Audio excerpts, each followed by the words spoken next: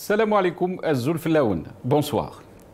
Tebboune entre sa convocation au ministère de la Défense la veille de la troisième visite en 10 mois du ministre français des Affaires étrangères et de l'Europe.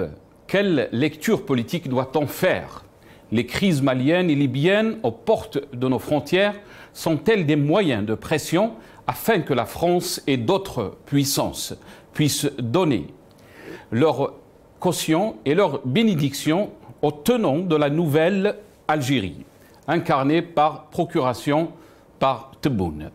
La dernière visite à Alger du commandement en chef africain de l'Africom, suivie de celle du secrétaire d'État, ministre américain de la Défense, la première depuis 2006, et le forcing intensif des autorités françaises n'ont pas d'autre sens que celui d'impliquer directement l'armée algérienne dans les problèmes politiques et militaires des peuples et États voisins du nord de l'Afrique et du Sahel. Quelles concessions et surtout sur quel compromis l'État algérien s'est-il engagé pour être adoubé par les puissances étrangères? Il est bien évident que nous comprenons les raisons d'État, mais généralement pas au détriment de l'éthique, qui s'en trouve hélas piétinée. Au moment où le nouveau pouvoir algérien est complètement disqualifié par le peuple tout entier, le recours au réseau de l'ancienne puissance coloniale semble être réactivé à contre-courant de l'histoire. Nous sommes à la veille du référendum du 1er novembre, date mythique, au demeurant date de notre mythe fondateur, date ne pouvant être partagée avec aucun autre type d'événement passé ou à venir. Ils ont commis l'irréparable souillant et désacralisant novembre et sa charge symbolique. Il est vrai que ces indus occupants de l'histoire, qui n'ont été ni les inspirateurs, ni encore moins les acteurs majeurs de notre guerre de libération nationale, semblent aujourd'hui l'avoir oublié. Sur la scène nationale, des partis islamistes domestiqués appellent le peuple algérien à aller voter pour la révision de la Constitution. Ils réagissent à l'appel de leur maître de la police politique, alors qu'il y a 66 ans, le 1er novembre 1954, le peuple algérien était appelé à prendre les armes contre le colonialisme français. Étrange ironie de l'histoire qui renseigne sur l'insoutenable parallèle entre des hommes de conviction et de projet, ces révolutionnaires au sens guévariste du terme et ceux d'aujourd'hui qui ne sont que des sous-officiers de l'ordinaire de ce pouvoir militaire. Vous porterez en vous l'infamie de la trahison. L'Algérie de 2020 n'est plus celle qui a payé très cher ces tragiques épreuves et pièges dans lesquels elle est tombée depuis 62. Son peuple, toute génération confondue, a été politiquement et moralement régénéré par les luttes et prises de conscience qui ont trouvé leur premier couronnement à l'exaltant soulèvement d'après février 2019. Les leçons qui en sont tirées créent et doivent favoriser pour les médias et dans la durée les conditions de nouvelles avancées vers les solutions de paix, de liberté, de droits humains, d'édification, de conquête sociale et culturelle. Le peuple algérien, souvent meurtri, veut enfin vivre les retrouvailles de la nation avec elle-même. Le Hirak est une idée et l'idée ne meurt jamais.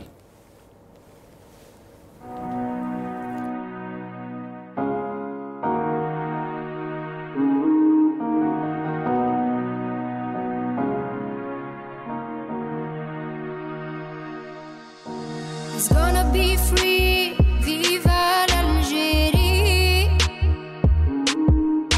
He's got to be free, viva l'Algérie. طير الحر يشرب المر ما كفاه صبر ضياع صغر يوفى العمر قرب القبر وما تحاش صنديد في حل وتولد دل شد في الحبل سيلونك حل شميسة ما طل حبه يبكم باش ما يقولهاش القضية عادي ماضي راضي الميزان ويو زوالي قصيرة دراهم باصي فين قاويو مهرازي عيط خوتك وقفوا الباقي قيو لو كومبا كونتينيو والشياتا يفتيو اللي ركبوا داروا كيلكو بوستو من بعد خلاص راجع مزيان من بكري فري وبقطيع الراس سبع بالقيمة عالي ميت ولا عاش محب الشر رايح كيدو ماش ما فهمتوهاش طير اليوم فق من النوم مفزوع يلوم توحش الأميمة توحش الولاد الغراب عليه حوم الغيامك حالت الأمي ما قالت حتى صحابها ما تدوم اصبر يا وليدي ربي من بكري دار موسى الكل فرعون الحقرة قايمة العدالة هايمة غلطها التليفون الحقرة قايمة العدالة هايمة غلطها التليفون He's gonna be free Viva l'Algérie He's got to be free Viva l'Algérie He's gonna be free Viva l'Algérie He's got to be free Viva l'Algérie He's gonna be free Viva l'Algérie He's got to be free Viva l'Algérie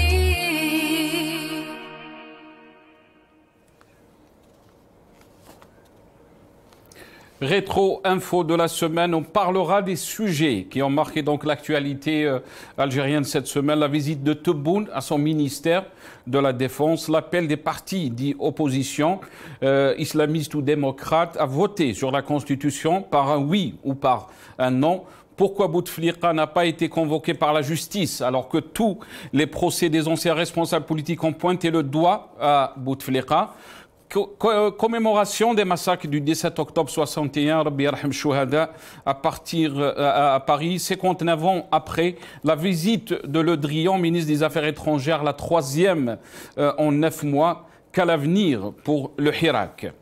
Donc, et pour en discuter de ces thèmes, j'ai le plaisir d'accueillir Ali Edjoudi, président de Riposte Internationale, via Skype depuis Paris. Ali Edjoudi, bonsoir, merci d'avoir accepté l'invitation. Merci. Bonsoir Sénassar, bonsoir aux téléspectateurs et bonsoir aux invités. Merci Ali Edjoudi. On aura aussi le plaisir d'avoir Omar Ait Moukhtar, ancien candidat à l'élection présidentielle depuis Alger. Omar Ait Moukhtar, bonsoir, merci d'avoir accepté l'invitation. Azul Fellak, Azul Alien que je n'ai pas vu, ça fait un bout de temps, et puis Azul et Woudid Ismoukhoulen. Bonsoir, merci à vous, Azul Fellak, Omar Ait Moukhtar. On aura aussi Maître Belkacem Naït Salah, avocat militant des droits de l'homme depuis Oran. Maître Belkacem Naït Salah, bonsoir, marhaba bik. Bonsoir à vous et à vos invités. Merci, maître. On aura aussi dans cette émission Ali Belhadj, vice-président du FIS depuis Alger. Donc, on essaiera de revenir, bien sûr, sur cette occasion, 59 ans après, donc le 17 octobre aujourd'hui, ce qui s'est passé à Paris.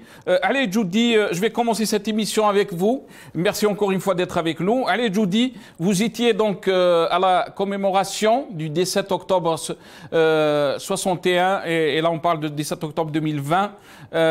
Qu'est-ce qui s'est passé donc exactement et comment elle a été la commémoration? Comme toutes les années, donc, sauf exceptionnellement, cette année, il y a eu beaucoup de monde depuis le matin, depuis 8 h du matin jusqu'à l'heure où je vous parle. Il y a des foules immenses d'Algériennes et Algériens. Donc, ils sont venus déposer une gerbe de fleurs. Et donc, d'abord, pour rendre hommage à nos martyrs et aux gens qui ont sacrifié leur vie pour une Algérie indépendante, une Algérie souveraine, une Algérie joyeuse. Et donc, toute la journée, donc, c'était un défilé d'Algériennes et Algériens donc, sur le pont de Saint-Michel. Donc il y a eu prise de parole. Et donc voilà, donc c'est un climat festif, mais ça rentre toujours dans le cadre de cette révolution, de ce Hirak. Donc c'est un petit peu la continuité de ces sacrifices d'Algériens en 1961, ou 54-62. Donc cette année, et comme l'année passée, donc il a un cachet un peu spécial. C'est-à-dire un cachet spécial. Dans un contexte du Hirak, vous voulez dire, depuis donc la révolution du sourire, février 2019. Absolument. Et ce sont que cette date sacrée est un prolongement donc, de cette révolution qui n'a pas encore atteint ses objectifs. Voici un petit peu, et je profite aussi de l'occasion, puisque on a parlé, je parle de Paris, donc pour condamner le lâche assassinat de l'enseignant Samuel Paty par un terroriste aveuglé.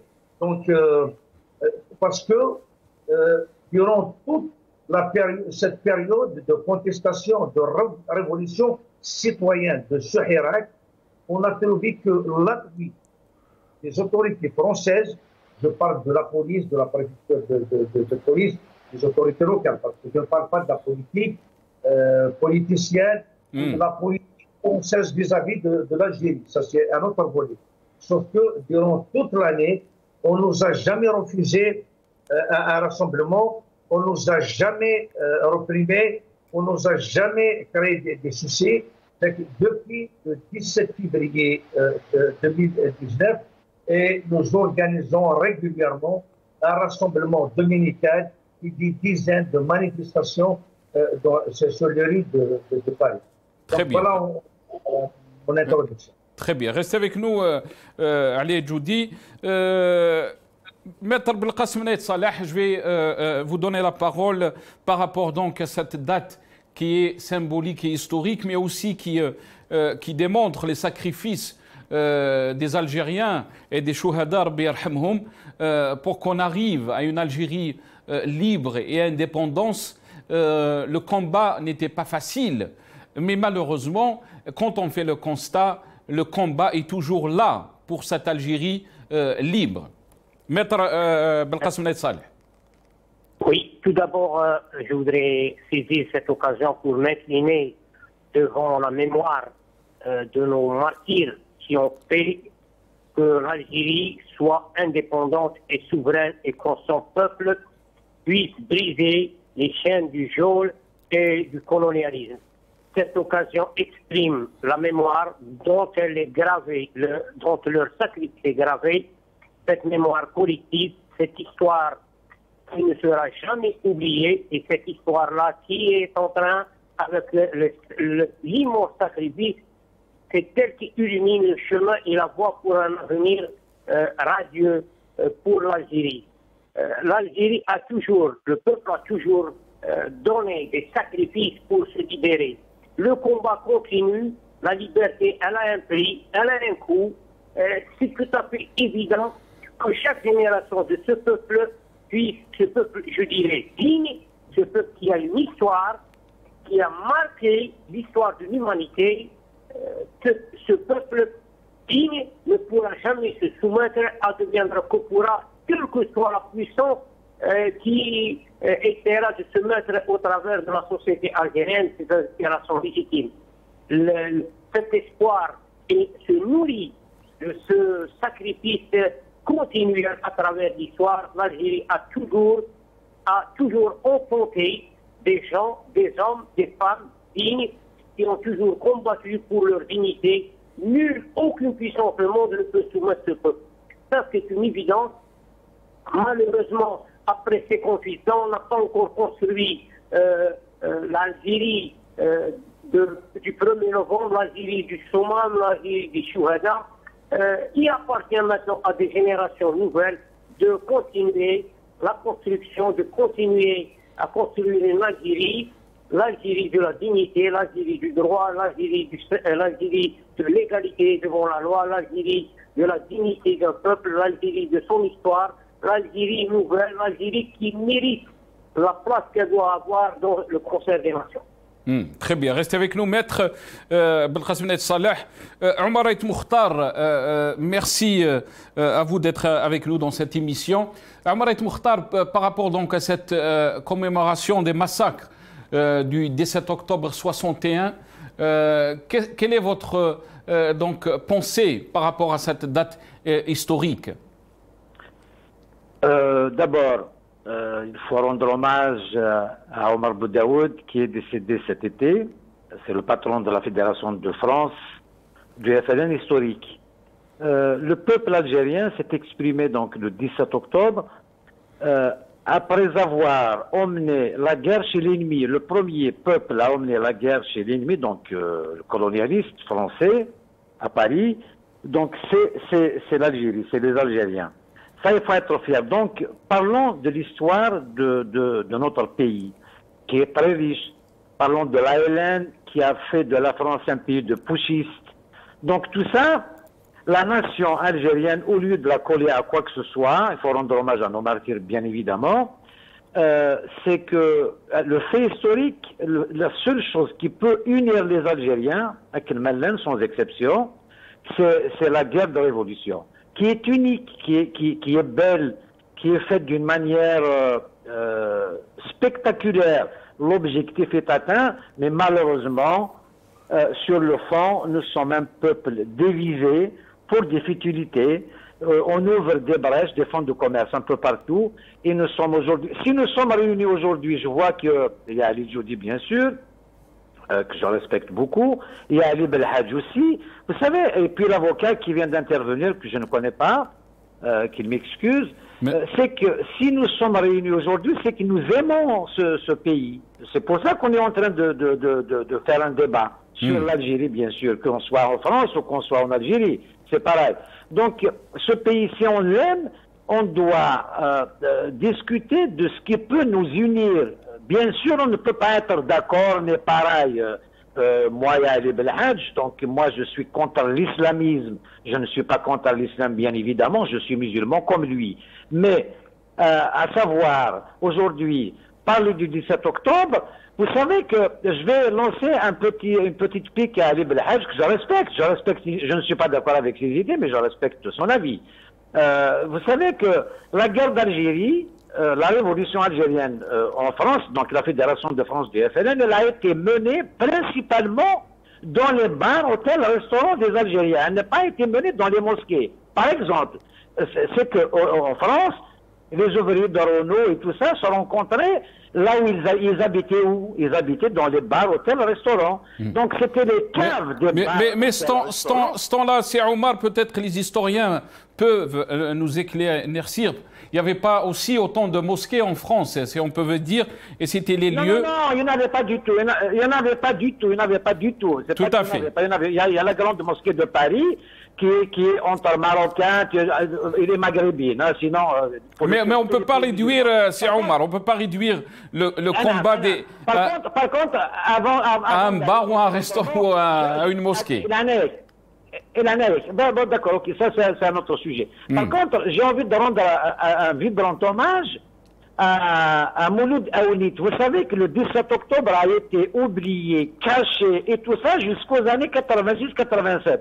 C'est Jean-Luc Enodi et Mouloud Aounit qui ont sorti de l'oubli cet événement majeur, très important. C'est cet événement qui a fait connaître plus la guerre d'Algérie que la guerre elle-même en Algérie. C'est-à-dire, puisque en 62, la Fédération de France du FLN historique a obéi au GPRA, et comme il y avait un coup d'État contre Ben Khadda, contre le GPRA à Alger, cette fédération qui est restée fidèle au GPRA, il a été oubliée, pas oublié exprès. Donc, elle n'arrangeait pas les gens qui ont pris le pouvoir. Donc, à savoir, là et tout ça, est bon de dire. Jusqu'aux années 86-7, que les historiens communistes, donc en particulier français, donc très bien, Jean-Luc Enodi et Mouloud Aounit, qui est décédé. Donc, paix à son âme, c'est lui qui a sorti de l'oubli. Très bien. Restez avec nous, Omar Ait Mokhtar. Je vais revenir à vous. Restez avec nous. Cheikh Ali Belhadj nous a rejoint. Cheikh Ali Belhadj, vice-président du FIS, qui nous a rejoint depuis Alger. Marhaba bik. Salam alaikum, Cheikh Ali. Marhaba bik. وعليكم السلام ورحمة الله وبركاته وللإخوة المشاركين وللنظارة الكرام. مرحبا بك. شيخ علي، يعني اليوم نذكر يعني مجازر 17 أكتوبر 1961، 59 سنة يعني اللي فاتت على هذا يعني المرحلة التاريخية اللي برهنت أن الجزائريين ضحوا بالكثير يعني بحياتهم باش يعني توصل الجزائر للاستقلال تاعها، ولكن هذا النضال ما زال الجزائريين يعيشوه الآن. يعني هو تحقيق هذه دولة المستقلة، دولة القانون، دولة الحريات. واش رايك شيخ علي بالحاج؟ أولا ينبغي علينا أن ندرك بأن الجزائر تحررت، بمعنى ذلك أن حررنا الأرض، ولكن تحرير الإنسان لم يتم. ذكرى 17 أكتوبر 1961 هي في الحقيقة حلقة من حلقات الكفاح والجهاد والمقاومة للتواجد الفرنسي منذ 1830. وبعد الاستقلال المغشوش والمنقوص ما زلنا نحن الآن نعاني من نفس ما كان يعاني منه آباؤنا وأجدادنا.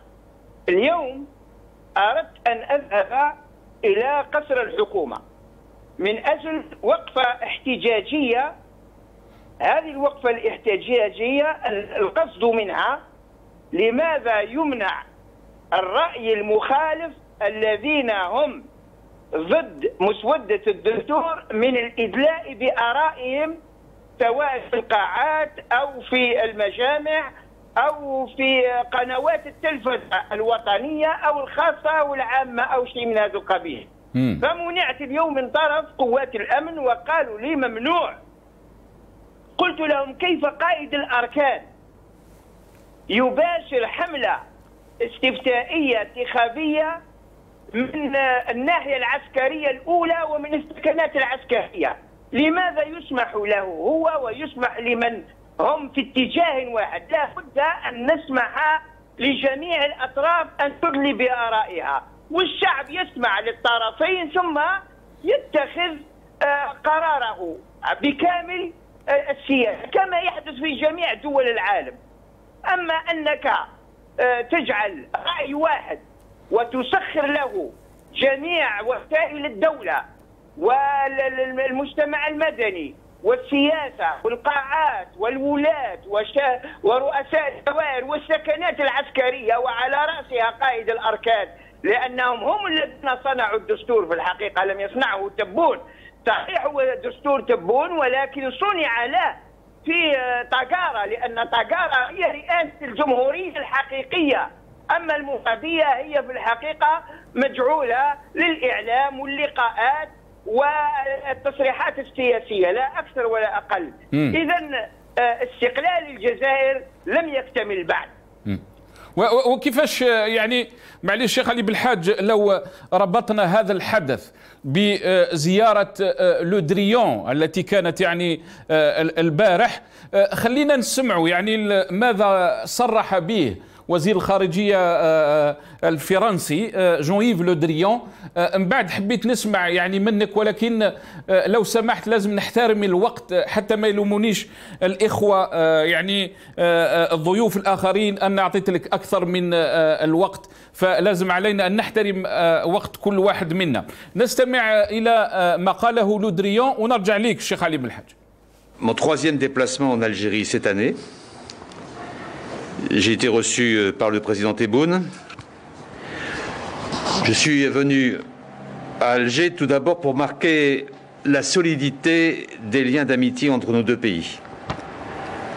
Pour la France, l'Algérie est un partenaire de premier plan, d'abord en raison des liens humains multiples qui nous unissent par-delà la Méditerranée, ensuite parce que notre relation est riche et multiple, échanges humains, éducatifs, scientifiques, coopération économique, enjeux sécuritaires et questions régionales.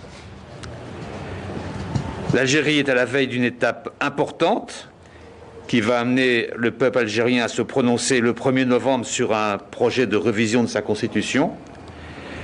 Le président Tebboune a affiché ses ambitions de réforme des institutions pour renforcer la gouvernance, l'équilibre des pouvoirs et les libertés. Et il appartient aux Algériens et à eux seuls de traduire les aspirations qui se sont exprimées avec civisme et dignité en une vision politique avec des institutions aptes à la concrétiser. La France souhaite succès et prospérité à ce pays ami dans le plein respect de sa souveraineté.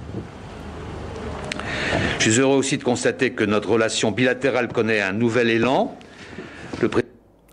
الشيخ علي بالحاج نرجع ليك، يعني هذه الزيارة الثالثة لجون يف لو دريون وزير الخارجية في 9 أشهر منذ تعيين تبون، يعني كيف يعني قراءتك لهذه الزيارات المتتالية لوزير الخارجية الفرنسي، وهو يعني اللي راه يتكلم في هذا يعني التصريح اللي سمعناه على الاستفتاء يعني الدستور هذا الجديد أول نوفمبر.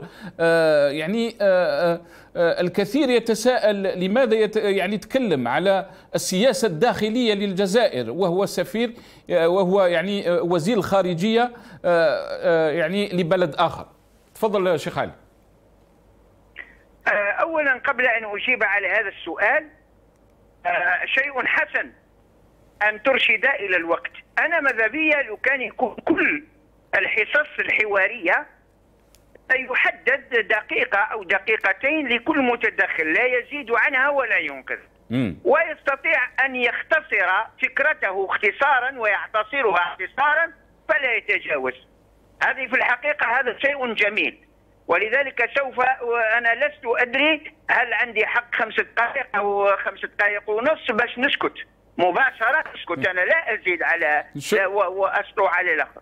معليش شيخ علي بالحاج، يعني لو ممكن أن تختصر حتى يعني حتى الحوار يدور بين الإخوة يعني ونعطوا حق كل واحد منكم. طيب لا لا لا لا لا غير في ذلك. إذا أردت تفضل يا شيخ، يعني ممكن 3 دقائق، نقولوا 3 دقائق، تفضل. طيب لا بأس لا بأس. على كل حال أيضا نحب الانضباط ونحب الآخر. هذا الضبط جميل على كل حال، ومعمول به في القنوات الاحترافية المهنية، وينبغي أن يفرح به كل الناس. أولا قبل أن أتحدث أقول بكل صراحة، لو دريون هذا معروف حتى في أوروبا، هذا تاجر سلاح، وكان وزير دفاع وقت هولوند، وكانت عنده علاقات حتى مع ساركوزي الآن الذي أصبح رئيس عصابة في فرنسا، موجه له الاتهام لم يدم بعد. السؤال المطروح، ما دخله في قضايا داخلية سياسية في الجزائر؟ ونحن نعرف بأن لو دريون مع ماكرو كانوا مع المرحلة الانتقالية التي اقترحها يعني العصابة المغلوبة نتاع بوتفليقة. هؤلاء مع مصالحهم، لا يهمهم من يحكم، يهمهم أن يكون المصالح نتاعهم مضمونة، لا أكثر ولا أقل. البارح كانوا مع بوتفليقة وكانوا مع المرحلة الانتقالية التي رفضها قائد الأركان السابق قايد أحمد، واليوم أراهم الآن يجيوا يتكلموا في البلاد. والعجيب أنه يتكلم وحده، لا رئيس الجمهورية يتكلم ولا أيضا وزير الخارجية الجزائري بوقدوم. وانتم تعرفوا باللي بوقدوم عينوا السعيد بوتفليقة، مازال يخدم مع التبون، يعني مازال مع العصابة. هذا دستور العصابة، ينبغي أن دستور العصابة الغالبة. اليوم شنقريحة يتكلم على الدستور من السكنة العسكرية بالناحية الأولى، ما شأنه بالدستور. هذا باختصار. فرنسا لا لها معنا، وكان المفروض أنه لا نسمح لرودريان أن يتدخل في شأن الدستور. احنا نفعلها لما نكون في فرنسا. يعني وخاصة يعني كان الشيخ علي بالحاج، أظن فقدنا الشيخ علي بالحاج، ممكن الإخوة يعودوا يتصلوا به. Ali Djoudi, je vais revenir à vous sur cette question donc, de la visite du ministre des Affaires étrangères Jean-Yves Le Drian. C'est la troisième donc, pendant l'arrivée de Abdelmadjid Tebboune. Quelle est votre lecture? Avant d'entamer ce sujet, je voulais juste m'incliner devant la mémoire du défunt Mouloud Daoud. Je partage la position de Omar concernant Mouloud Daoud qui est décédé en 2012. C'était lui qui a justement fait un effort pour réhabiliter le 17 octobre. Il était le président du MRAP. Le mouvement contre le racisme et l'amitié entre les peuples. Donc, je profite de l'occasion de lui rendre hommage parce que l'histoire et la vie est ingrate vis-à-vis des gens qui ont beaucoup donné à l'histoire et aux causes nobles. Maintenant, par rapport à Jean-Yves Le Drian, il est dans son rôle. Nous savons tous que l'Algérie est sous la protection de la France, pour ne pas dire qu'il est sous tutelle de la France. Je le dis avec amertume. Donc, à un moment donné, quand le Hirak était au sommet, et donc chaque vendredi, les Algériens sautaient donc dans les quatre coins de l'Algérie. Donc, il y a eu, comme on a senti, un repli de la France ou de la politique française, parce qu'il y avait le peuple dehors. Et on a bien vu que depuis, justement, la venue de ce virus Corona et l'arrêt des manifestations, nous avons vu que la France a accentué ses activités vis-à-vis de l'Algérie. Donc on a vu que Le Drian s'est déplacé plusieurs fois, et cette fois-ci, il a même... Il a cautionné même la nouvelle constitution. Il a parlé de la politique intérieure. Quand vous dites, Ali Djoudi, qu'il est dans son rôle, est-ce qu'il est dans son rôle de parler de la politique intérieure de l'Algérie? Pas du tout. Il est dans son rôle de ministre des Affaires étrangères d'un pays tuteur de notre pays, malheureusement. Et donc, c'est les protecteurs de ce régime. Donc, ils feront tout pour que le régime ne tombe pas. Parce que ce régime, c'est tous les protecteurs des intérêts, les protecteurs des intérêts de la France en Algérie. C'est eux qui veillent, malheureusement, sur les intérêts de la France. Donc, le Drian a pris un petit peu ses distances quand il a vu que à Paris, il y a eu plus de 30 000 Algériens et Algériennes qui sortaient les dimanches. Et en Algérie, il y avait pratiquement sur les 48 wilayas des millions d'Algériens. Donc, on a remarqué que cette fois-ci, c'est de bonne guerre parce que il est en train de faire la promotion à un référendum. Dans toute la de ce référendum, qu'est-ce qui intéresse la France? Parce que les problèmes algériens n'intéressent pas la France. Mais ce qui intéresse la France, c'est que cette fois-ci, ce référendum, qui sera tenu comme tous les autres référendums, comme toutes les autres élections, cette nouvelle constitution autorise, et tout le danger est là, autorise l'armée algérienne à intervenir en dehors de ses frontières. Donc, ils vont devenir des mercenaires, une armée sous les ordres de l'OTAN et notamment de la France pour faire le sale boulot. Et malheureusement, c'est ce qui intéresse le Drian. Donc, nous, on conteste, nous contestons cette ingérence. Malheureusement, les partis politiques en Algérie et les gens qui ont l'habitude, on a souvent l'habitude de les entendre crier au scandale, l'ingérence, التدخل الأجنبي. Et finalement, tout le monde sait qui. Et pourtant, le comportement de Le Drian est une ingérence dans les affaires internes de l'Algérie. C'est comme si, pendant une élection française, le ministère des Affaires étrangères algérien va appeler à voter pour le Front National ou pour voter pour tel ou tel tendance. Mais malheureusement, on a vu que cette classe politique qui est à plat ventriste, qui est soumise et qui est domestiquée, n'a pas prononcé un seul mot, y compris l'opposition. Je m'accuse d'ailleurs, y compris l'opposition, ne sont pas prononcés contre cette ingérence de la France dans les affaires internes de l'Algérie. Très bien. Très bien. Restez avec nous, Ali Djoudi. Maître Belkacem Naït Saleh, je vais essayer de vous poser donc la même question par rapport donc au déplacement de Jean-Yves Le Drian, ministre des Affaires étrangères en Algérie. Bien sûr, ces déclarations qui parlent sur donc ce référendum sur la nouvelle constitution. Beaucoup de questions donc sur ces déclarations. Comment un ministre des Affaires étrangères s'immisce dans la politique intérieure d'un autre pays et aussi pourquoi 3 visites en 9 mois?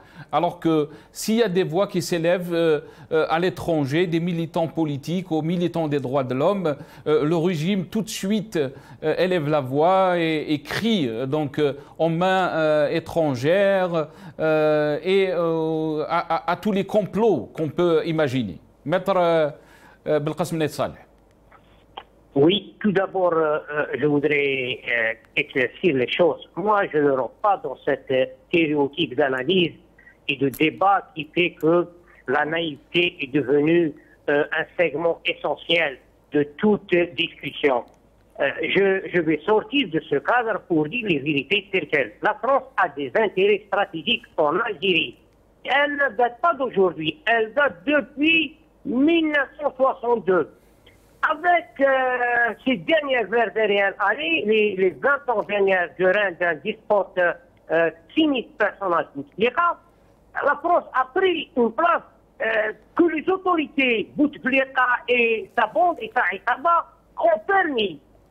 Le regrettable, c'est que Le Drian s'est initié dans les affaires algériennes tout en faisant usage d'un langage diplomatique. Il appartient aux autorités politiques algériennes de mon pays, de l'État algérien, de ne pas permettre.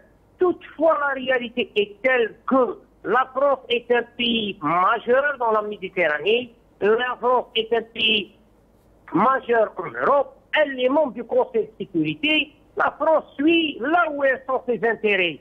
Quand il s'avère que le personnel dans un pays, le personnel politique ne sert plus les intérêts de la France, à partir de là, la France se lave les mains. Malheureusement, il appartient au peuple algérien de défendre sa souveraineté. Il appartient aux Algériens. Il faut sortir de cette naïveté et de ce populisme béant et ce ridicule qui est devenu une chose partagée par des esprits algériens qui ne savent pas défendre leurs intérêts. Maître Belkacem Nait Saleh, quand vous parlez de populisme et tout ça, on a vu dans les derniers mois comment le régime a utilisé ce populisme, essayant de parler de Badissia Novembaria et de dire que les intérêts de la France sont finis, qu'on changera la langue française par la langue anglaise. On a essayé de duper le peuple algérien dans ce sens, alors qu'on est en train de voir, là, vous avez parlé de la Isaba de Bouteflika, de l'influence de la France sous Bouteflika, mais là on parle de 3 visites après la venue de Tebboune. Il est évident que moi je ne partage pas les idées de ce folklore qui a été fait depuis février 2019. Le folklore et cette manière d'infantiliser tout un peuple, je n'y tiens pas compte. Malheureusement, quand vous me dites que le ministre français est venu, la France défend des intérêts. Elle sait la place dans l'histoire et dans la géographie qu'occupe l'Algérie. La profondeur de la sécurité de la France et de l'Europe, elle est en Algérie. L'Algérie joue les postes avancés. La sécurité européenne, je dirais de la Méditerranée, dépend majoritairement de l'Algérie. À partir de là, il y a la crise du Mali, du Niger, le Sahel, ses opérations, la question libyenne. La France doit défendre ses intérêts. Elle les défend en Algérie, surtout en Algérie, parce que l'Algérie est un pays majeur. Même en soutenant donc un régime qui a été donc rejeté par la majorité de tout un peuple, qui est en train de dire qu'on veut un changement, Madaniya Machi Askariya, même aller dans ce sens, elle défend aussi ses intérêts. La France, elle défend ses intérêts, elle ne fait pas d'état d'âme. Il faut être logique, il ne faut pas faire dans l'esprit primaire. La France défend ses intérêts stratégiques, elle deviendra que pourra. Et elle s'accommodera avec tous les régimes, quelle que soit leur nature. Là où les intérêts français doivent être sauvegardés, doivent être développés, elle le fera. Et c'est de bonne guerre. Faisons-nous les Algériens, défendons-nous les intérêts algériens. Et il appartient aux Algériens de défendre les intérêts algériens. Il appartient aux Algériens de défendre leur souveraineté. Il appartient aux Algériens de sauvegarder leur pays. Il appartient aux Algériens. Il n'appartient pas aux autorités françaises. Maître Belkacem Nait Saleh, quand vous dites il appartient aux Algériens, ces Algériens c'est qui? Vous parlez du peuple, du régime, de qui? Je parle du peuple algérien. Du peuple. Moi, quand je parle des Algériens, je parle du peuple. Il faut avoir, vous m'excusez le terme, mais il faut qu'on soit jaloux de notre pays, de notre souveraineté, de notre indépendance. Qui le fera? Si on commence à réfléchir par les intérêts, on mettra au canon de grec toutes les autres valeurs. L'Algérie ne peut être défendue que par les Algériens, ni plus ni moins. Très bien, restez avec nous.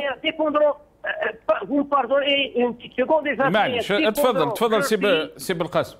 Les Algériens défendront leur pays en s'unissant, en étant ça. L'unité entre toutes les branches de la société algérienne, du peuple algérien, c'est elle qui est déterminante. En dehors de ça, ce n'est que de la fourberie et du verbiage qui ne sert à rien. Très bien. On va revenir sur cette question, Maître Belkacem Nait Saleh. Restez avec nous. Omar Ait Mokhtar, est-ce qu'il est avec nous, Omar Ait Mokhtar? Omar Ait Mokhtar? Oui. Très bien. Sur cette question de visite de Jean-Yves Le Drian, donc ministre des Affaires étrangères français, qu'est-ce que vous en pensez, Omar Ait Mokhtar? Mais écoutez, que les Français, que le ministre français des Affaires étrangères défendent les intérêts de la France, c'est une évidence. Il n'est pas venu ici pour nos beaux yeux.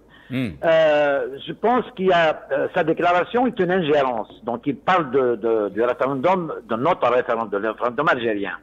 Ça c'est une ingérence inacceptable pour moi. Hein. Mais n'attendez pas. J'ai fait un commentaire quand Macron, quand il y avait donc le rapatriement des crânes de nos martyrs. Omar Ait Mokhtar?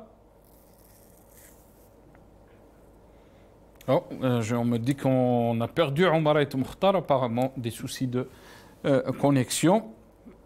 Je ne sais pas si on a avec nous Ali Belhadj, s'il est toujours avec nous. on n'a pas encore Cheikh Ali.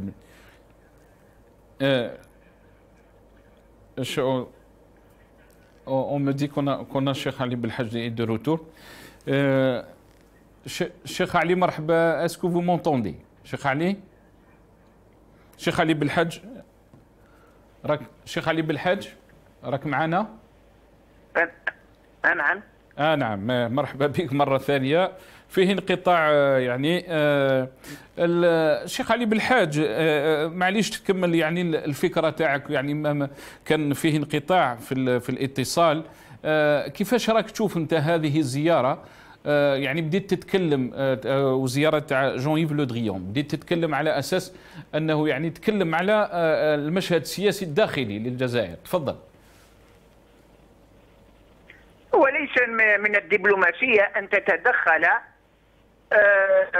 بهذا الأسلوب الفج، وأنك يعني في الحقيقة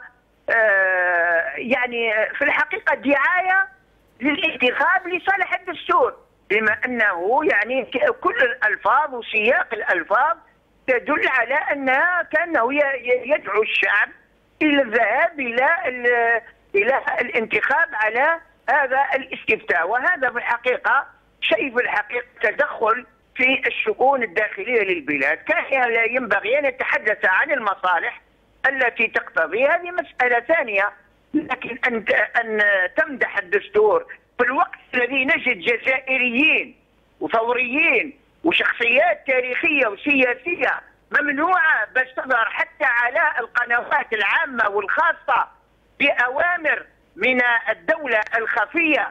ونحن الآن لما نتكلم على 17 أكتوبر يعني 61 على المسيرة السلمية التي قمعتها فرنسا ورمات الناس في بحر السين كما هو معروف، يعني نفس الأسلوب أنت تفتعله. وهناك مسيرات في أكتوبر 88 وفي التسعينات حولت النظام هذا، حول المسيرات السلمية إلى برك من الدماء إلى آخره. و92 بعد يعني فرنسا ليس لها حق في أن تمدح هذا أو تذم هذا، بل كان الواجب في الحقيقة أن يلتزم الصمت، وهذا التدخل، وهذا دليل على أن النظام الفرنسي يعني في الحقيقة يدعم هذه السلطة. يعني ما كاش اللي نبه على أساس لماذا هذا التدخل في الشأن الداخلي الجزائري. ويعني شفنا في الآونة الأخيرة كان فيه يعني روبورتاج ولا دوكيومنتير شيخ علي بالحاج يعني تكلم على الحراك، وشفنا فيه قطع استدعاء السفير الجزائري من فرنسا، والقول أن هذا تدخل في شؤون الداخلية للجزائر. يعني ما سمعناش هذا الكلام. على كل حال النظام، أي نظام سياسي يصف المعارضة في الداخل أو في الخارج بالأعداء وبالعمالة وبالدناءة، في الحقيقة هذا نظام استبدادي قهري. المعارضة ينبغي أن تحترم، داخلية كانت أو خارجية. نحن نعرف بأن الآن الجزائر اليوم تمدح يعني مظاهرات 17 أكتوبر وتمجدها ودارت لها يعني اجتماعات وعبر القطر الوطني، ولكن هذه كانت في الخارج. ونحن نعرف بأن المعارضة نجم شمال إفريقيا كان في فرنسا، ونعرف أن حزب الشعب أيضا تأسس في فرنسا. لا يمكن أن ننكر بأن عندما تنخلق السبل داخليا لا بد أن نقاوم من الخارج. أما أن دائما نصف هذا من 62 كل من رفع صوته بانتقاد النظام، يعني المعارضة توصف بأنها عميلة وأنها مأجورة وأنها في الحقيقة تتحدث من الخارج. هذا أسلوب بالي، هذا أسلوب تمج المعارضة ينبغي أن تحترم، سواء كانت مع النظام أو ضد النظام، سواء كانت مع الموالاة أو مع المعارضة. أنا نقول لك اليوم في الجزائر المعارضة والشخصيات السياسية راهي بلغت القلوب الحناجر، ممنوعين حتى الناس اللي قالوا روحوا وقولوا لا، ممنوعين حتى باش يعطوهم القاعات. في الشرق وفي الغرب وفي الشمال، هنا في الوسط. اليوم احنا نقول لك باللي منعونا باش نديروا وقفه امام رئاسه الحكومه. نعم. واش من الحريه هذه؟ واش من دولة جديده؟ راهم يتكلموا على دوله جديده، عقليه باليه.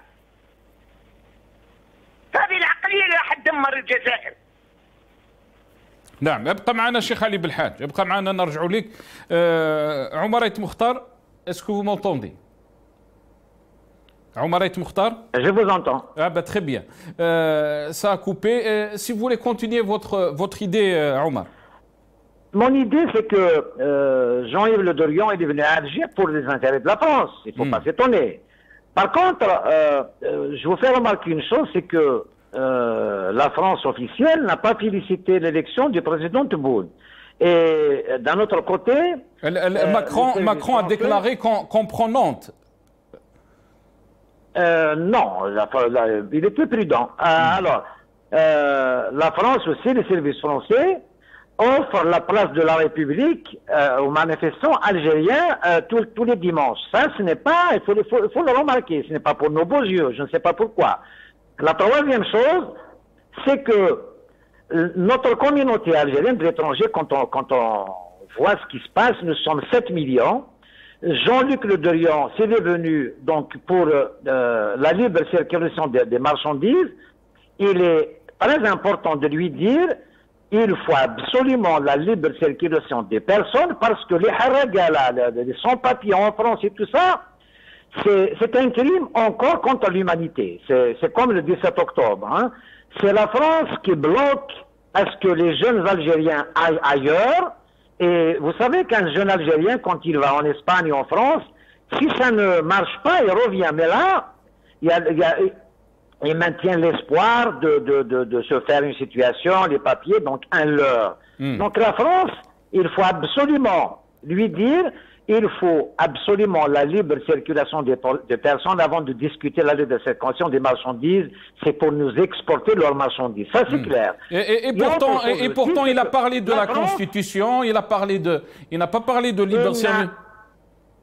Parce que nous, toi, moi, Ali Belhadj aussi, nous sommes en train de provoquer une chose extraordinaire, un bras de fer contre l'État. Or que ce référendum, il y a des avancées, il va falloir discuter comment passer pour faire les choses après le référendum. Le référendum, on n'a pas voté contre, pour moi. Ali Belhadj dit qu'il ne s'exprime pas. Et voilà, aujourd'hui, il s'exprime. Vous savez que votre chaîne est très bien écoutée en Algérie. Donc, il s'exprime seulement sur Aouras TV, Omar Ayt Mokhtar, malheureusement. Aouras TV, parce que nous sommes très mal organisés. Je trouve que c'est l'espace le plus démocratique des espaces. Je suis contre ce qu'Ali Belhadj ne s'exprime pas, même si je ne suis pas du tout d'accord avec ses idées. Je respecte l'avis de tout le monde. Mais quand vous dites... Très bien, je vais revenir par rapport à ce que vous avez dit. Quand vous dites que la France offre la place de la République à la diaspora algérienne et vous ne comprenez pas, pourquoi vous parlez d'offrir la place de la République? Est-ce que vous êtes contre la diaspora qui se mobilise chaque dimanche? C'est ce que vous voulez dire? Non, ce n'est pas la diaspora, mon cher ami. Je suis très bien pressé pour le dire. J'ai fait des manifs et des manifs. J'ai demandé la place de la République, la Trocadéro, Nation, machin. J'en ai fait. Je suis ami. Moi, je n'ai pas commencé le 35 février, comme vous le dites. Hein? Mais écoutez, vous allez demander... Vous savez combien de pays, combien de diasporas qui vivent à Paris? Tous les pays africains, les sud-américains et tout ça, ils demandent tout, on préfère toujours la place de la République. Vous allez à la préfecture que je connais très bien, les officiers vont vous dire non, la place de la République, elle est prise par les Algériens. Moi-même, j'ai été la réserver, on m'a donné un samedi. Un samedi, sinon un dimanche, la même Donc les services français savent ce qu'ils font, ils défendent l'intérêt de leur pays, mais nous, toi, moi, tout le monde, on doit avoir des constantes sur lesquelles on peut dialoguer. Et quand Cheikh Ali Belhadj dit qu'ils défendent l'intérêt du régime algérien, pas l'intérêt de... Qui défend l'intérêt du régime? C'est à nous de défendre l'Algérie, c'est au peuple, mais à condition qu'on soit unis. On ne doit pas mener des bras de fer éternels, opposants, s'opposer finalement. Est-ce que ce Hirak s'est opposé? Il est déchiqueté, il est dévisé. On ne peut pas marcher avec je ne sais qui, que ce soit de l'intérieur ou à l'extérieur. On n'est pas unis, on n'a pas d'objectif. L'objectif est et puis les slogans. Il change au fur et à mesure. Très bien, on reviendra sur le Hirak, Omar Ayt Moukhtar. Restez avec nous. Allez, Djoudi, je vais revenir à vous. Vous avez entendu Omar Ayt Moukhtar, qu'est-ce que vous en pensez, allez, Djoudi? Oui, dans son avis, je respecte son avis. Donc, sauf que nous, les Guinéens, nous ici en France, nous ne sommes que le prolongement de cette révolution, de ce Hirak, avec toutes ces contradictions, avec toutes ces lacunes, avec tous les problèmes, nous sommes le prolongement de nos citoyens en Algérie. Et ici, on a une petite marge de manœuvre. Maintenant, il faut dire que la réalité, je ne partage pas l'idée d'Omar en disant qu'on nous offre la place de la République. Parce que quand on réussit à rassembler 30 000 personnes, on ne fait pas de cadeau. Parce qu'ils n'ont pas le choix. Ou on nous autorise à organiser notre rassemblement, ou c'est un rassemblement non autorisé. Et la France a opté pour l'apaisement. Tant mieux. Et nous sommes respectueux justement des lois de cette République. Jusqu'à présent, nous avons cohabité, nous avons organisé nos manifestations, nos différentes marches et différents rassemblements dans le respect le plus total des lois de cette République. Et l'administration française a respecté aussi cette communauté qui lutte régulièrement, même si on ne nous offre pas de cadeaux. On nous boycotte, on nous boude. Rares sont les communautés qui arrivent à mobiliser une dizaine de milliers de personnes, si ce n'est pas 1000 à 2000 personnes. Nous sommes une communauté qui a réussi à mobiliser pour le 1er novembre 2019 avec la reconnaissance de la police. Il y a eu 40 000 Algériens. Et les journalistes ont reconnu 40 000 à 50 000 Algériens. Avec tout ce nombre, des fois des rassemblements des syndicats, des partis politiques français, ils n'arrivent pas à mobiliser une telle foule. Eh bien, nous sommes boudés, boycottés par les médias français qui ne sont que des alliés du pouvoir algérien et qui sont aux ordres de la politique étrangère de la République française. C'est incroyable comment ça se fait que des fois, il y a 10 chaînes de télévision qui sortent pour filmer, pour couvrir un événement de 30 personnes et on est aveuglé quand il s'agit d'un événement de 40 à 50 000 Algériens. C'est un peu spécial et particulier. Rares, je pèse mes mots, rares sont les communautés étrangères qui ont réussi à drainer les foules que le Hirak, la révolution algérienne, a réussi à drainer dans les rues françaises.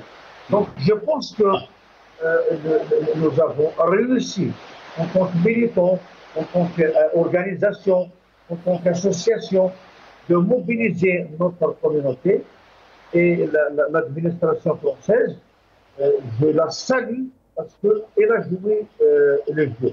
Maintenant, il le fait pour éviter une confrontation. Parce que la police française a déjà subi, et il est en train de subir à ce jour, avec les gilets jaunes. Nous avons vu que 3 000 personnes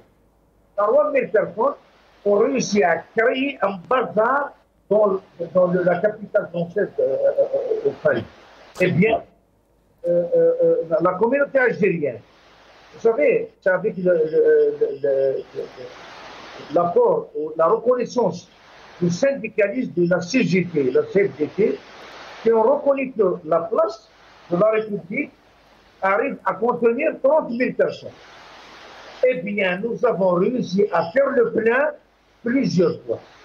Donc, les autorités françaises ne veulent pas se retrouver en confrontation et avec les Gilets jaunes et avec les Algériens.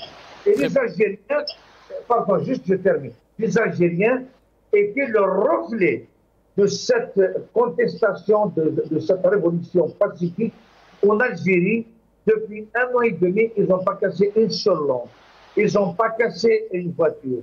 Il n'y a pas eu un débordement. Et nous sommes le reflet de ce peuple.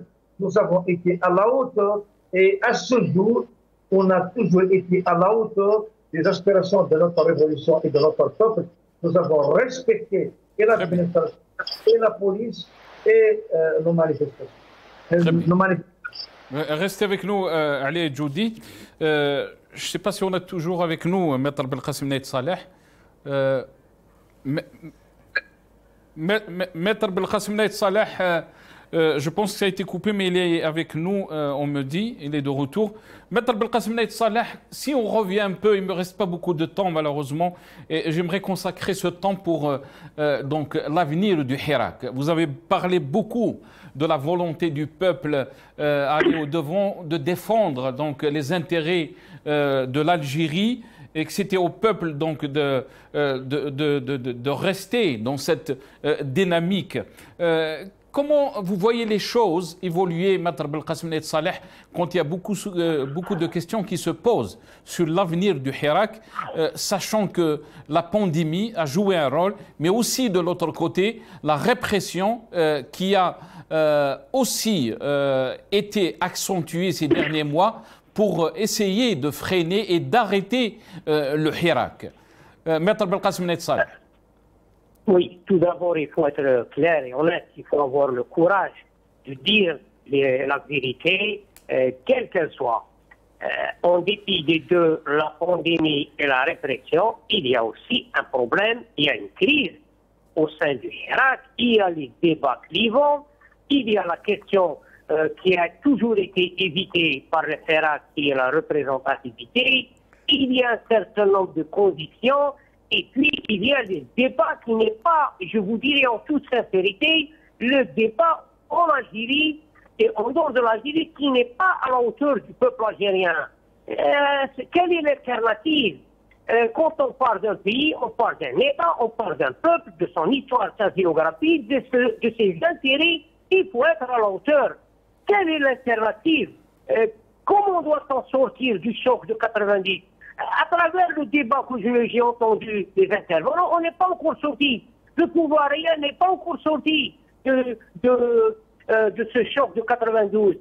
Il n'y a pas de solution dans l'immédiat si le pouvoir, si le régime. Mais est-ce que vous pensez aussi, Maître Belkacem Naït Saleh, que l'État profond aussi a joué son rôle pendant donc cette pandémie? Elle a essayé donc de mettre les Algériens contre les autres, et on a vu ça en 2019 avec la régionalisation, en essayant de régionaliser le Hirak, alors que les Algériens sont sortis en force. On dit qu'on est indivisible et la cause qu'on défend est une cause nationale, elle n'est pas régionale.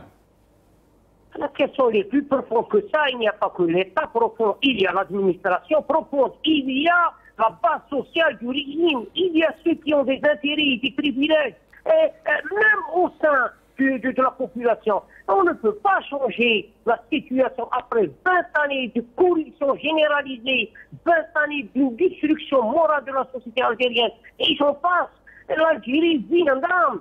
Et la plus grande peur et la plus grande hantise, c'est que nous dirigeons vers une catastrophe imminente. si on n'arrive pas à tisser les liens, à jeter des passerelles, à s'unir entre nous, Algériens, de toutes couleurs confondues, que nous mettons nos différentes idéologies de côté culturel, de côté, nous voulons une Algérie, un État de droit, un État où les Algériens doivent être égaux devant la loi, un Algérien où il n'y a pas de privilèges et de sous-privilèges, un État où on apporte l'alternative. Toujours est-il qu'il y a des questions qui sont d'une logique. Il y a l'utilité, le pouvoir réel. Les questions sécuritaires, elles sont compréhensibles. Ne faisons pas dans le populisme et cette démagogie ambiante. On nous apporte des explications farfelues, les simples, alors que la situation est compliquée. Soyons sérieux. Nous parlons d'un pays, nous parlons d'un État qui a sa place dans le concert des nations. Nous avons peur pour notre pays. Je vous le dis, nous avons peur parce que les débats clivants donnent la mauvaise image de la société algérienne. Mais qui est responsable de cette peur, Maître Belkacem? C'est tout le monde. Je vous dirais que tout le monde. Tout le monde. Le pouvoir réel, il est dans ça. Il dépend, il fait de la politique. Mais c'est tout le monde, cette société. Moi, je ne comprends pas pourquoi il y a ce genre de débat où les Algériens sont clivants. Mettons un nombre de priorités. Nous voulons construire un État moderne. À partir de là, toutes les Algériens, sans exclusion, il faut sortir de ce choc de 90. On ne refera pas le match. C'est fini. L'Algérie doit avancer. Il y a une autre génération. Le monde a changé. On doit défendre parce qu'il y va de la survie de ce pays. Il y va de la survie de cet État que nous dirigeons la main dans la main, dans l'unité et le respect des uns et des autres pour construire. Il faut s'accepter. On doit être tolérant et s'accepter contre l'Algérien. On doit cimenter. Comme la révolution, elle a cimenté le peuple, le Hirak doit cimenter la société. Très bien. On va essayer d'écouter Cheikh Ali Belhadj, qu'est-ce qu'il en pense par rapport à ça. Cheikh Ali Belhadj, راك معنا؟ هل Cheikh Ali Belhadj? Est-ce qu'il est avec nous, Cheikh Ali Belhadj?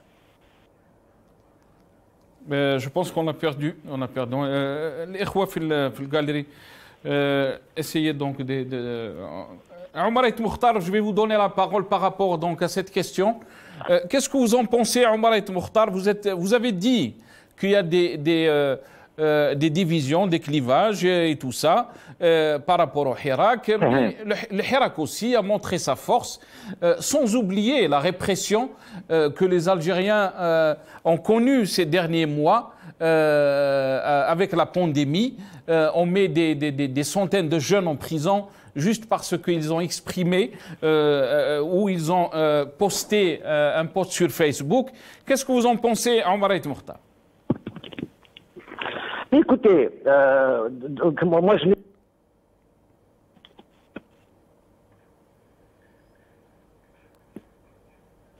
Omar Aït Mokhtar?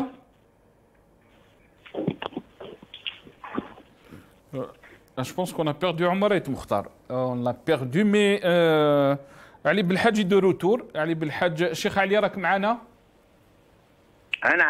نعم. مرحبا بك مرة أخرى. شيخ علي بالحاج، يعني في إطار التساؤلات اللي الكثير يطرحها، يعني كيفاش راك تشوف يعني الحراك الآن كاين فيه تخوفات، يعني كاين فيه تخوف اللي يقول لك باللي يعني العلمانيين يحبوا يستولوا على هذا الحراك، وكاين اللي يقول لك باللي الإسلاميين يحبوا يستولوا على هذا الحراك. هل هذه القضية تجاوزها يعني الشعب الجزائري، وهل سيعود الحراك كيف كان يعني بقوته؟ أولا ينبغي علينا أن نعرف الحراك في جميع الاتجاهات، وأزمة البلاد أن النظام السياسي منذ 62 يستغل هذه التوجهات السياسية والإيديولوجية ويضرب بعضها ببعض، فيمارس ما يسمى بسياسة فرق تسد.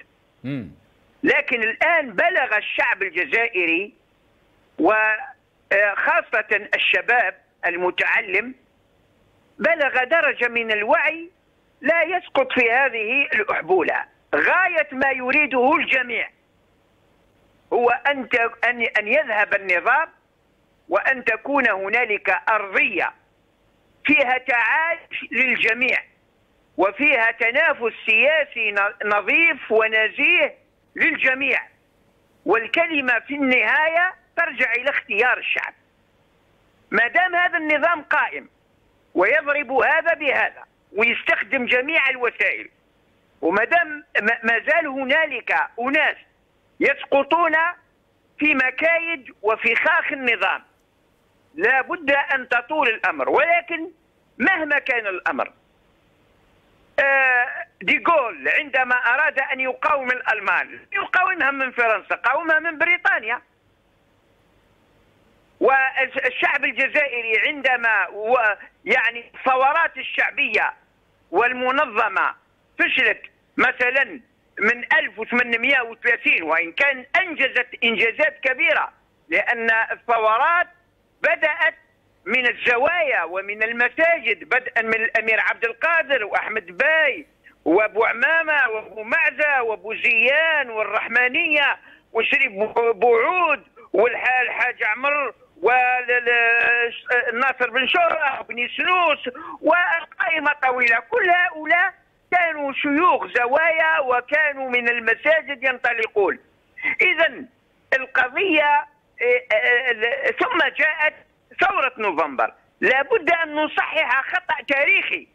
هم يقفون عند ثورة نوفمبر فقط، كأن الثورات التي كانت سبقت والكفاح المسلح والثورات الشعبية والكفاح السياسي كله لا قيمة له. بدأت الأمور من نوفمبر. نوفمبر هو تتويج لهذه النضال، هذه الثورات، لهذا الكفاح، لهذا الجهاد المتواصل. نحن في الحقيقة لا نخاف. الناس اللي يدرسوا التاريخ الثورات لا نخاف. لا بد أن تحدث في أي ثورات، ثورات في بريطانيا، ثورات في أمريكا، ثورات في جميع الدول يوقع فيها نقاش، يوقع فيها اختلاق، يوقع فيها كذا، ولكن النهاية دائما تكون لصالح الشعوب. لا بد الشعوب هي التي الآن، شوف الآن حتى الآن الحجر الصحي، احنا في الجزائر ما عندناش حجر صحي، لازم نقولها للشعب الجزائري. احنا حظر امني، احنا في حالة طوارئ وحظر تجول. يعني في الحقيقة هذا هو الحقيقة. حتى الجمعة قال لك استناوها بعد 6 نوفمبر، بمعنى وقتوا لكل شيء، وحتى الجمعة 4 ساعة قبل الأذان و10 دقائق بعد الأذان، والإمام يخطب ويصلي في 4 ساعة ويغلق المسجد في 4 ساعة. ولكن الأسواق هذا القانون ما يجيش عليها، والمتنزهات ما يجيش عليها، والحملة الهملة الانتخابية نتاعهم في جميع الولايات مسموح بها للأراندي وجبهة التحرير ومستشار الرئيس، هذه كلها مسموحة. لكن الجامع يعني كأنه سكنة عسكرية. عندك وقت معين، الأسواق ما كانش، شواطئ البحار ما كانش، المتنزهات ما كانش. ولذلك باختصار شديد أقول بأن العاقبة لهذا الشعب الجزائري الواعي ينبغي أن لا يسقط في هذه. عنده كل واحد عنده مشروع، عنده نظرة سياسية. لابد أن يذهب النظام ثم يكون تعايش حقيقي في البلاد وصراع سياسي نظيف، واللي يعطاه الشعب أهلا وسهلا، واللي خسر يزيد يناظر حتى ينجح، وهكذا. هذا الشيء الذي ينبغي أن نسعى إليه جميعا وأن نعمل له جميعا. أما هذه الفخاخ وهذه المشاكل اللي نسمعوا فيها هنا وهناك، هذه في الحقيقة شيء معتاد في جميع الثورات. نعم. يبقى معنا الشيخ علي بالحاج. عمر أيت مختار، je vais revenir à vous. عمر أيت مختار. عمر أيت مختار. Allez-y, ça a coupé. Allez-y. Oui, ça a été coupé. Mais écoutez, vous me parlez de ce Hirak, pour moi, il est inexistant. Il est réduit à quoi? À montrer nous différons une différence. Évidemment, nous sommes divisés jusqu'à nouvel ordre. C'est malheureux de le dire. Quand je vois ce que nous appelons intellectuels, quand je vois le débat qui est réduit entre Marcel de Saïd Saadi, de Hicham Aboud Hachakoum, de Hina, ça tourne autour de Facebook. Là, c'est le résultat de ce Hirak. On ne peut pas avancer. Quand je vois Ali Belhaj dire que le Hajr Sahih, donc le confinement, non, c'est juste l'état d'urgence et le pouvoir qui fait ça, c'est-à-dire il n'y a pas cette maladie. Quand je vois, lui, il veut ouvrir les mosquées, certains veulent ouvrir les bars et les je ne sais quoi. Donc, on évite, on passe à côté d'un vrai débat sur cette constitution. Est-ce qu'elle est utile ou pas? Pour moi, oui. La constitution, il faut absolument passer.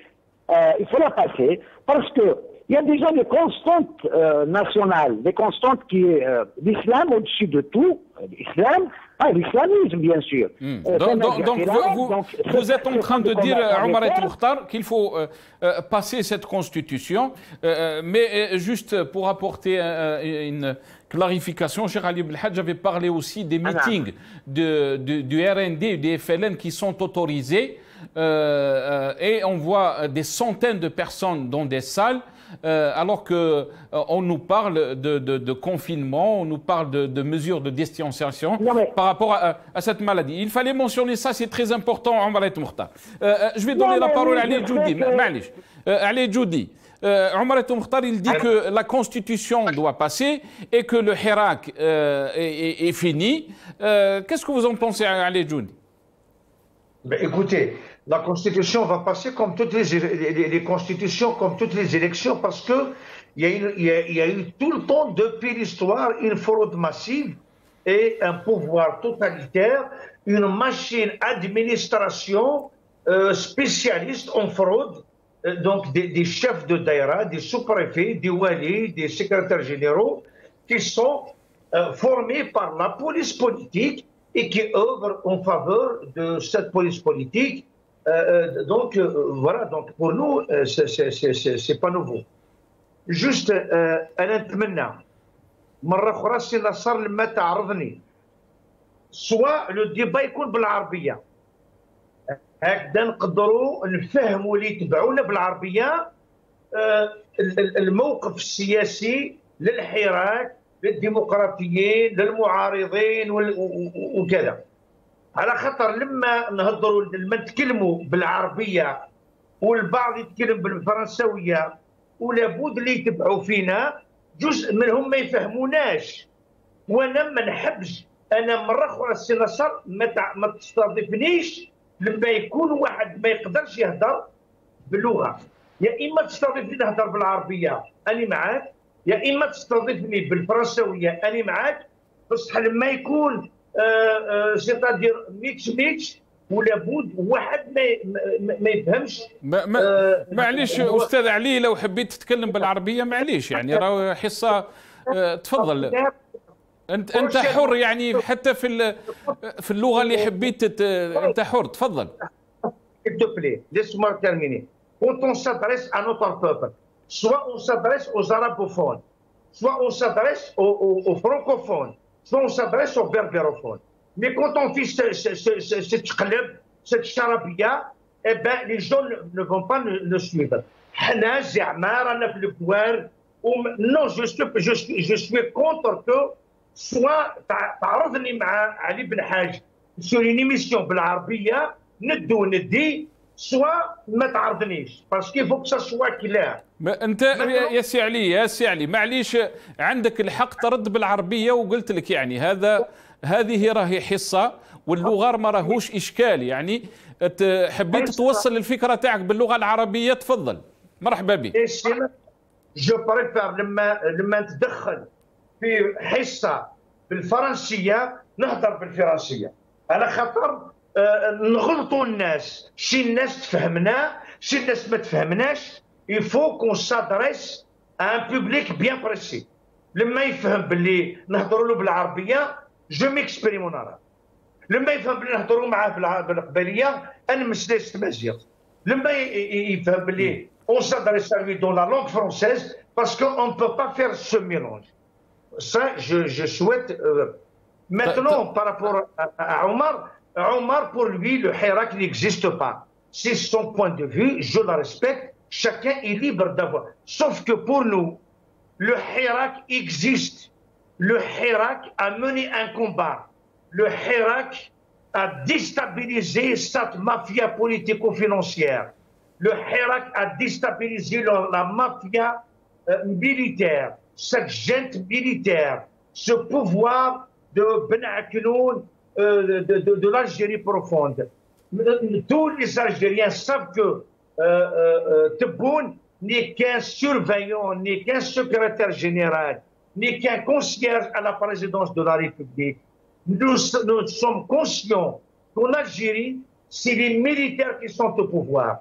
Eh bien, nous allons mener notre combat comme nous l'avons mené depuis des années jusqu'à ce que le pouvoir civil, démocratique s'installe en Algérie. Une véritable transition.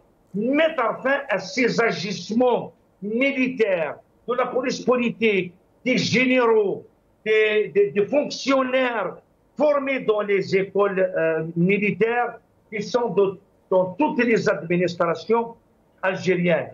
Et mettre fin à cette nouvelle mafia, les descendants, la progéniture des généraux, des ex-ministres, parce qu'ils se sont accaparés les bureaux d'études, toutes les sociétés, Air Algérie, la diplomatie, c'est les enfants de cette mafia politico-financière. L'Algérie est prise en otage par une mafia qui ne veut pas lâcher. Et le peuple est dans la rue jusqu'à cette mafia tombe et un pouvoir civil, démocratique sera installé dans une nouvelle Algérie. Très bien. Il ne nous reste pas beaucoup de temps, Alain Djoudi. Belkacem Nait Saleh, un dernier mot, s'il vous plaît. Il ne me reste pas beaucoup de temps.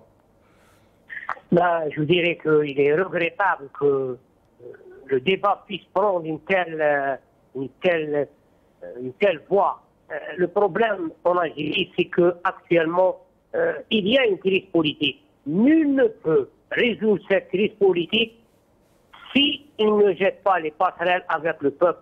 En dehors de ça, ni la Constitution, ni toute manœuvre politicienne ou ces boutiques politicards de tous bords ne peuvent résoudre les problèmes de l'Algérie. L'Algérie vit une crise politique et elle va vivre d'autres crises politiques, elle va vivre d'autres crises et elle va avec cette mentalité, que ce soit chez le pouvoir réel ou chez le peuple, chez cette France d'Algériens, nous irons vers une catastrophe imminente. Je ne souhaiterais pas en arriver là. Il appartient aux Algériens dignes, à ces Algériens de l'intérieur comme de l'extérieur, de jeter les passerelles d'un dialogue serein et mettre les intérêts de l'État algérien au-dessus de tout le monde. Shukran, c'est Belkacem Nait Saleh. Merci à vous. Dernier mot, Omar Ait Mokhtar, très rapidement, s'il vous plaît. Omar Ait Mokhtar, on l'a perdu. Cheikh Ali Belhadj, الكلمة الأخيرة تفضل. والله الكلمة الأخيرة أولا نوجهها إلى الرأي العام، وهي أنه احذروا من هذا الدستور. يوم 2 نوفمبر لن يختلف عن أول يوم في نوفمبر، وسوف يرى الشعب الجزائري أنها هذه خديعة وخدعة كبرى للشعب الجزائري. لا بد لجميع الأطراف تاع المعارضة مهما كانت اتجاهها أنها توسع خاطرها وتريد أن يذهب النظام من أجل تعايش سلمي بين جميع الأطراف السياسية، والكلمة ترجع إلى الشعب وهو يختار من يصلح لتسيير أموره وشؤونه ورعايته. هذا ما أستطيع أن أقوله بكل اختصار. شكرا Cheikh Ali Belhadj. Barakallahu fik, nashkourouk. Cheikh Ali Belhadj, vice-président du FIS qui a été avec nous. Merci à vous, Ali Aïdjoudi, président de Riposte International qui était avec nous depuis Paris via Skype. Merci à Oumaret Mokhtar, ancien candidat à l'élection présidentielle. Et merci à Maître Belkacem Neit Salah, avocat et militant des droits de l'homme. Autant que chaîne, bien sûr, on essaye toujours et on fait le possible de donner la parole à tous les Algériens. Et vous le savez très bien qu'on ouvre aussi le standard, on reçoit des centaines et des milliers d'appels des Algériens qui n'ont pas la possibilité de s'exprimer ailleurs, qu'ils s'expriment en arabe, qu'ils s'expriment en français ou qu'ils s'expriment en amazigité. Marhaba bikoum. On pense qu'on essaye de tout faire pour essayer d'élever le débat politique en Algérie et c'est notre devoir de donner la parole à tout le monde. Ya'tikoum saha wa bqaw ala khair.